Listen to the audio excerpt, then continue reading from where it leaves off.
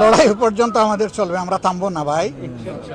জীবন তো অনেক গিয়েছে, যাক, জাতির জন্য আরো 2-4টা জীবন যাবে, আমারটা গেলেও আমি প্রস্তুত, কিন্তু মাঝখানে কোনো কম্প্রোমাইজ নাই। এক চুলও জনগণের অধিকার কেউ নিয়ে টান দিবে, সে যেই হোক, আমরা এক চুল পরিমাণ ইনশাল্লাহ ছাড় দেবো না।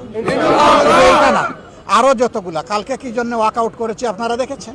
এগুলা কি আমাদের দলীয় কোনো সাবজেক্ট? এটা জনগণের জীবনের সাথে, তার জীবনের সিকিউরিটির সাথে সম্পর্কিত। এই যে পুলিশের সদস্যবৃন্দ আছেন, তারাও তাদের নিজস্ব ডিপার্টমেন্টে সুবিচার পান না। আমরা সেইগুলো নিয়েও কথা বলতে চেয়েছিলাম, আমাদেরকে কথা বলতে দেওয়া হয় না। আমরা এই কথা থামাবো না, সংসদের ভিতরেও বলবো, বাইরেও বলবো। তবে সরকার তার দায়িত্ব পালনে এবং জনগণকে দেওয়া তাদের যে ওয়াদা ছিল সেটা তারা লঙ্ঘন করেছে, অন্যায় করেছে, জনগণের উপর জুলুম করেছে, জনগণকে অপমান করেছে।